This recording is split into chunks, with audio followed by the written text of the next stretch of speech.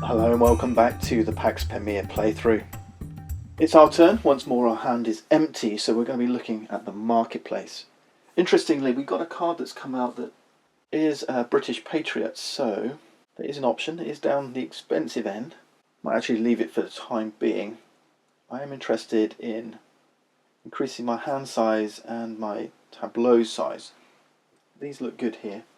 You'll notice to this Bolan Pass, although it is an economic card, it doesn't have the leveraged impact icon, so I don't take the 2 rupees as soon as it's placed. But the card next to it's quite good, this Charles Masson, because it has the travel action on it. This allows me to move my spies around. So when you're looking at the market, you do need to think about those. Those options. The other thing we could do is go down the cheap end here and start building up some military strength, and maybe just bite the bullet and say let's stay with the Afghan nation. Why not?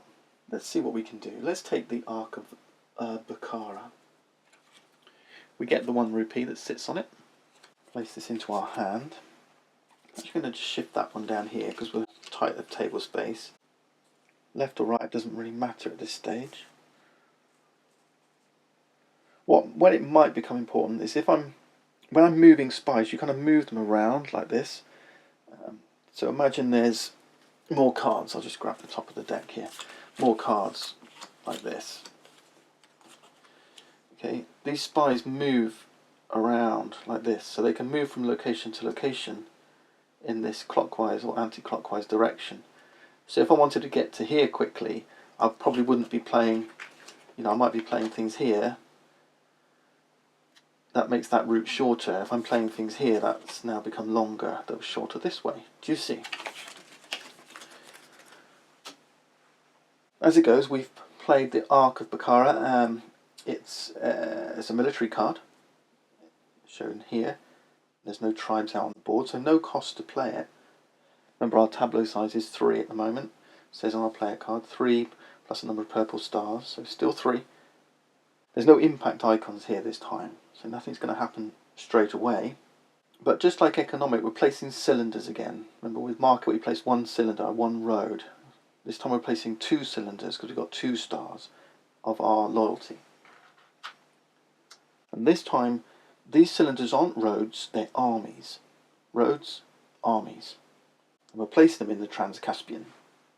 So, up here. That's my second action done. But now I can potentially try and take a free action. We're in political fragmentation, and I can take the tax action. And you'll see that I now have a card with the tax icon. So I could take this action. Alright, so any cards in my tableau with the tax special action on it, I could take.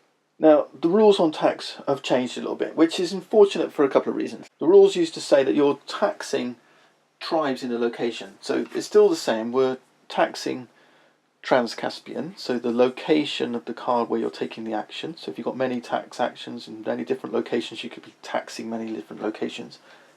It used to be that you're taxing tribes. Now instead what you're taxing is any cards in tableaus in the same location. So if Sher Khan had a Trans-Caspian location here, you could take rupees from his personal supply, and you're taking rupees up to rank of the card, so this is a rank 2 action. And also now the rules say not just from other players but any in the market. So at the moment there's rupees in the market, so there's one here in Herat, Persia. Okay, so if I was taxing Persia, that would be good. I could take rupees off these cards. As it stands, there's nothing in Trans-Caspian, either in tableau or market, so the tax action is not going to do anything for me, so we'll abandon that one there. The other thing I'd like to do is just a quick recap of what we're trying to do. Remember, we're trying to... There's topple cards in here. When these topple cards come out into the market, we can grab it. And that topple card will look for an empire that has supremacy. And if we have the most influence in that empire, then we win the game. So let's just have a quick recap on what that issue of supremacy is all about. And I'm going to do that with the help of some poker chips.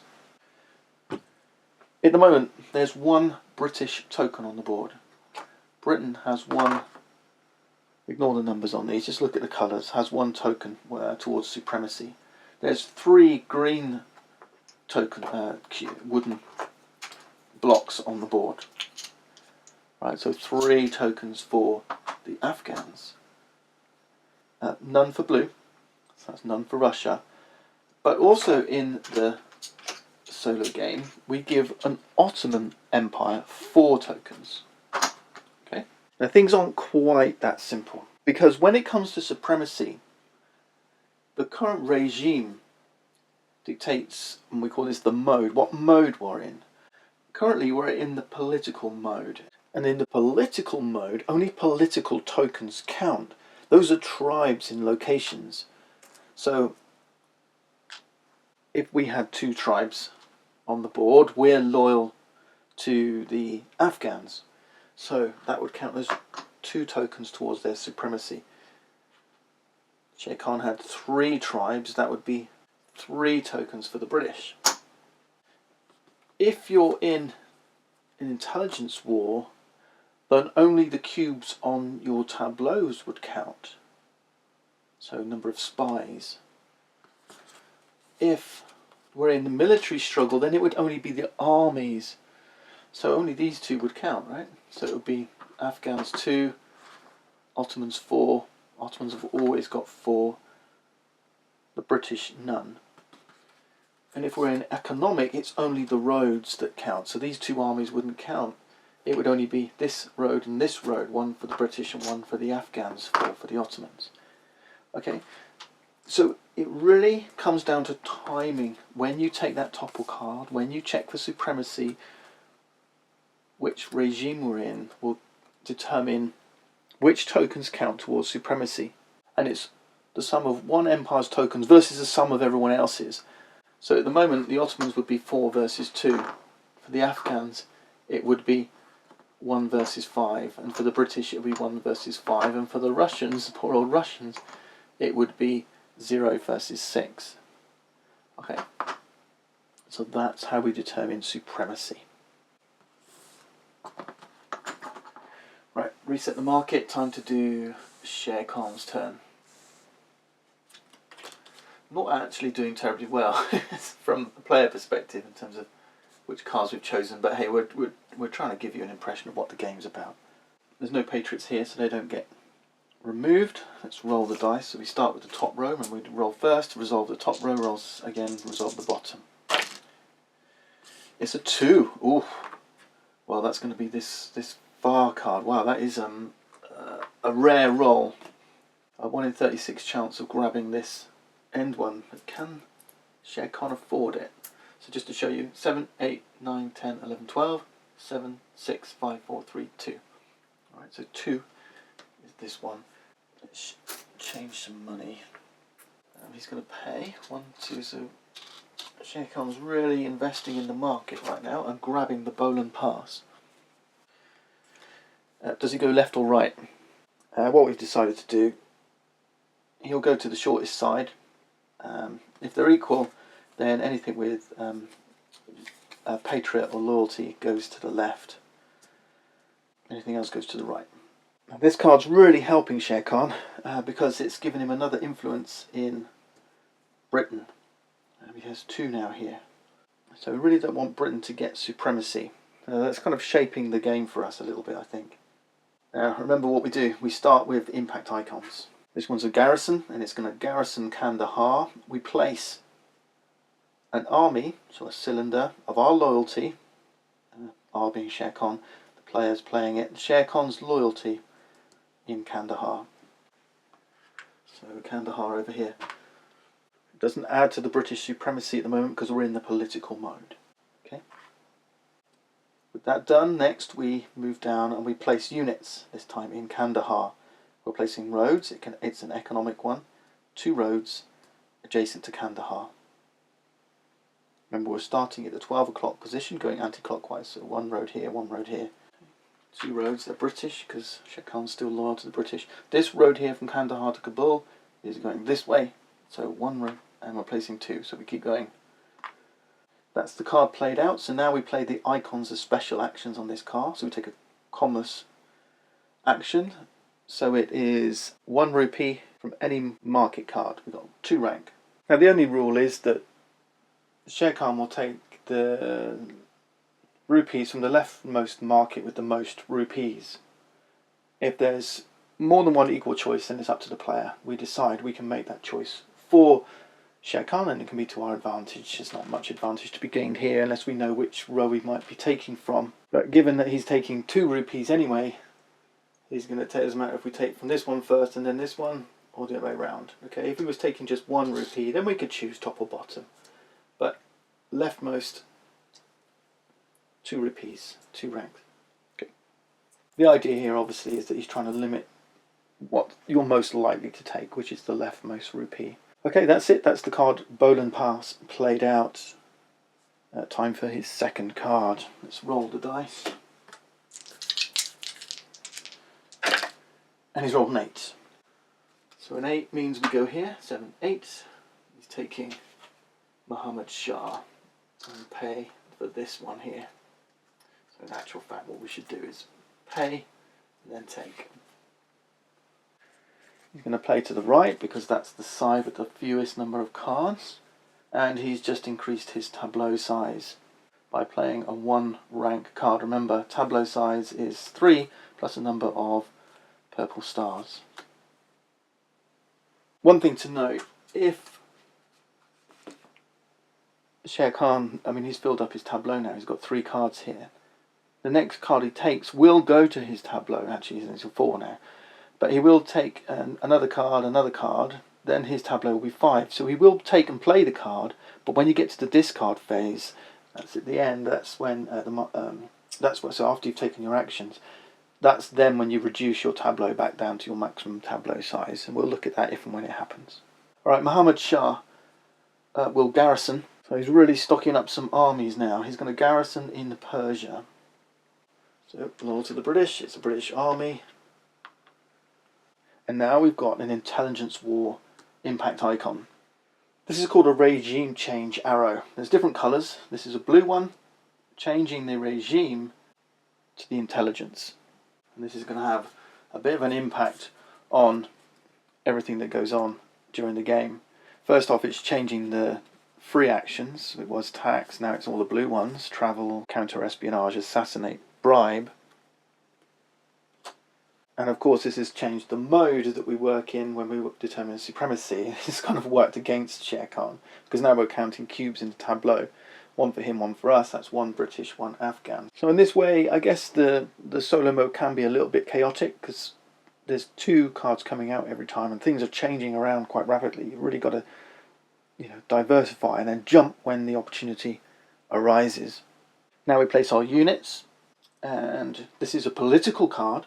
And this is where you take a number of personal cubes equal to the rank, so 1 of Shere Khan's personal cubes, and it gets placed as a tribe in the location, Persia. That's the card played out. Now we look at the special actions that this card provides. This time it's just tax, so he's going to take the tax action in Persia. The tax rules for Shere Khan simply say Shere Khan will tax player as normal. Remember, this was written when the tax rules was they are, but as they were in my rule book, tax rules have changed. But that statement really stands still. So let's look first. Do we have anything in our tableau with Persia that can be taxed? No, we don't. But he may still be able to tax the market. So there's a couple of restrictions. First off, we already know you can only tax in the location, Persia. Secondly, you look at the location. You can only tax if you have at least 1 tribe in the region, which you do. Shere Khan does now. Okay, so Shere Khan can tax in Persia. And also, you must have more units than any other player. Now, the units is the sum of your tribes and any loyal armies. Shere Khan's loyal to Britain, so at the moment he's got 2 units, which is more than any other player, more than me. So he can tax in Persia. We don't have any cards in Persia, alright, so he can't take any rupees from us anyway. There's nothing there to tax. But he could still tax the market. He's got that 1 rank, he can still do take 1 rupee from a Persia card. So we're going to let Shere Khan tax the market. Maybe we need to update the living rules to clarify this. But we'll use the same rule as before. Take the leftmost card with the most rupees. So look for the one with the most rupees that's in Persia. There are 2. They only have one. Take the leftmost one. So we're going to take his tax from here. He's getting some money back. Special actions now for being in the intelligence regime. He doesn't have any blue actions to take, so that's the end of that. Refresh the market and it comes back to us.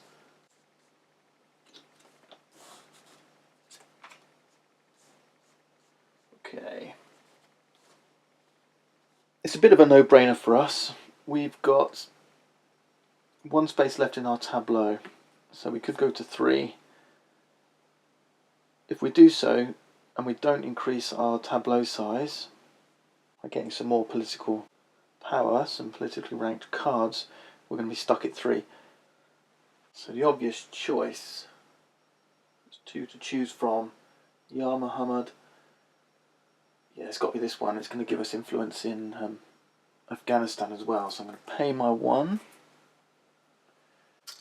and take Abbas Mirza for 2 political rank. It's got an impact icon changing to intelligence war. It already is. Gives us another tax, but we're going to put some tribes in Persia as well. I mean, there's an additional cost here because we've got to bribe those locals. Just wondering whether we should have gone that way. Yeah, that's a shame. This one, I should have played the Ark of Bukhara here, then here, so I can move my spies more quickly. I'll show you this when we do travel, and that's probably the next card I'm going to take, that one in Trans-Caspian, which gives me the travel icon. You can move us by a number of spaces based on the rank of the move action. I think we're okay. I'm going to put it here. He's got 1 tribe in Persia, so we pay him 1 rupee. We place 2 of our tribes in Persia. This is a rank 2 card. Right, happy with that. That's cool. Patriots are good. They're increasing your influence, but of course they've got the Patriot banner, which makes them vulnerable to opponent spies moving in and grabbing influence in the same space. Refresh. Oh, nice one. 3 power economic card. Madali Khan. Let's see where Sher Khan goes. 7 in the top row, so a card from the Punjab. It's going to go on this side because it has a loyalty prize on it.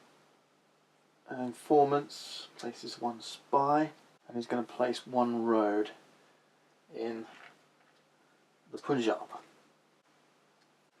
which is going to be here. We've not started moving armies around, so I've not really seen the significance of this yet. No, also we've got tribes in Persia now. If Sher Khan wanted to play a card to Persia, he doesn't have to pay me the cost. Is that tariff there for me having tribes?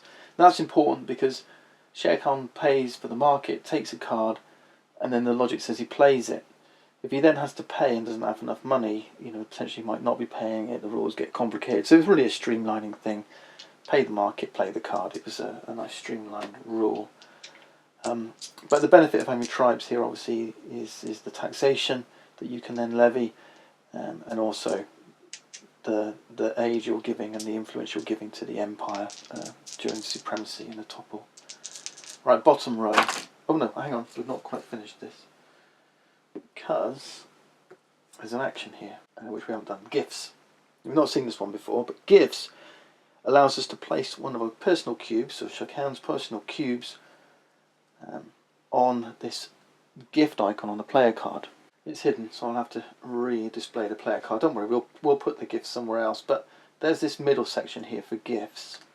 Sher Khan always buys the leftmost gift. When you take a gift, you can buy any of them. They cost 2, 4 or 6. We could pay 6 and buy this one, but he doesn't. He chooses always the leftmost one. It's going to cost 2 rupees, which he'll take from his personal supply, and he gets to place a cube here, a personal cube, like so. Alright, we'll just place it up here like that so we can see that's what's happened. Just remember that's a gift. A gift always counts as a single influence in your current empire, the empire you're loyal to. So far, Sher Khan has 1, 2, 3 loyalty in just from his tableau right now. Let's just swap this for 2 ones. Now the money that you pay, the 2 rupees he had to pay for that, goes to the rightmost cards from the market, and you go top bottom. So like this, I'll show you. We pay 2 like this, 1, 2. If we played 4, we'd go 1, 2, 3, 4. If we played 6, we'd go 1, 2, 3, 4, 5, 6, like so. Okay, let's roll for that bottom card. He's filled up his tableau now. He's rolled a 5. Oh, that's swine. 7, 6, 5. He's taken Jan Prosper Wheatkivitz. That's the card I wanted. It's going to go here. He has to pay for it. So that's going to be 1 here, 1 here. Let's change that out. Excellent. Now we get to see the 4th type of card. This is an intelligence card. This one's just going to play spies. So 2 of Shere Khan's spies, and they go on the card because it's a rank 2 card. Interestingly, this time the location doesn't really play any part. We're not placing units on the board at all. They're here in the tableau. Now to the actions as we go left to right or top to bottom. First one says bribe. This is where it's going to steal cards from your tableau. So look out for this. You can, your tableau is not something that you build and it stays. This is something that could get torn away by Shere Khan. Same in the multiplayer game. There's quite a lot of aggression between players. Shere Khan doesn't have any spies in my tableau, so nothing going to happen there. But next time, because now he's going to take the travel action, and Shere Khan will move the spy closest to their player card, so it doesn't have to be the card on which we're taking the action. So travel means any spy. The spy closest to their player card is the ones here sitting on their player card, and they'll move counterclockwise this way.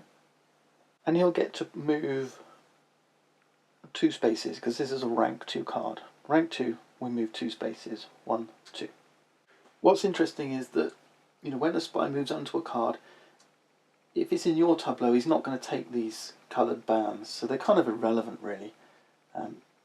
What Shere Khan's trying to do is shift all his spies down and ultimately move them around here. Okay, and we're going to see that next, because now that we've taken the top and bottom market cards, we get to do the free action, and it's going to be for the intelligence for any of these blue actions. So what we're doing is we're looking at every card and we're looking for the blue icons, and the only one that's there is the one that we've just bought. Now there is a rule that says you can't use an action from the same card more than once. That initial placing of the card doesn't count. So when we come to special actions, he will indeed activate this card, but he won't be able to use both actions, only one of them. So the first one to look at is bribe. Will he take a bribe? No, there's nothing he can do with the bribe. So he will travel again. All right? If he did do the bribe, then he wouldn't travel. He doesn't do the bribe, so he will travel. Okay, so it's left to right, or top to bottom. So an important distinction there. Buying a new card, playing it out is one thing. Doing the special actions at the end of his turn associated with the current regime kind of wipes the slate clean in terms of which cards have been activated. So let's travel again. So we're looking for the spy that's counterclockwise closest to his card, which is one of these 2. It's got rank 2, so 2 movement. So we've got 2 moves to spend. Let's move the first spy 1 spot counterclockwise here. There's no Shere Khan spy here, so he's going to stop here. We've got 1 movement left, so again we go back, we grab this one, and he's going to move clockwise as well. So now he's got 2 spies in our tableau. Obviously on his next turn he's going to be able to do this again, and once more these guys are going to start creeping to the right. Ultimately one of these is going to end up here. He's grabbing Afghan influence. Now these player spies do kind of stop the movement, because they kind of interrupt this movement. Because once we get to this point, he's actually going to start moving the other spies around. Okay, again to try and do that counter-espionage thing.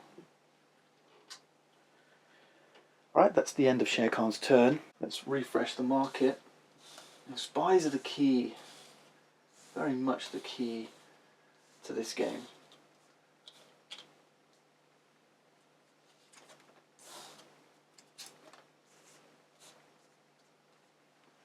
And Shere Khan's spies are quite mobile.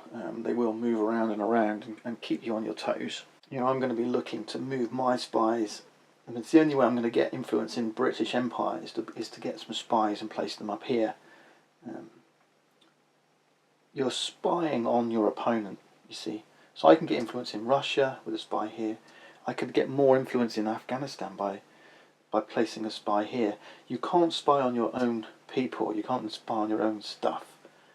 Okay, so you can only put your spies in these bands in opponents' tableaus. But yeah, there's an opportunity here to grab some influence. This is why I'm not taking those ones with loyalty prizes of Afghan. I want him to take them, put him in his tableau, so that I can then put my spies right there on them and gain some more influence for Afghanistan. Just before we finish up then, Shere Khan's got one more thing he needs to do. And that's because he's got a tableau size of 4. 3 plus the number of purple stars. 1. Right, he's got a tableau size of 4, but he's got 1, 2, 3, 4, 5 cards in here. So he's got to get rid of one. Actually, you normally do this before the refreshing of the market. So what he does is he looks for the lowest ranking non-political card. There's 2. He'll eliminate the one with the most player spies on it. None. The idea being if you get rid of a card with spies on it, those spies go away. And then finally, he just selects the card closest to his player card, which is actually going to be the slave market. So this moves and everything then shifts down to fill the gap. That's it. He's back down to 4 cards. He loses this slave market. And that's a shame because I've lost an opportunity now to put some influence in Britain. Join me next time then as we continue the Pax Pamir playthrough.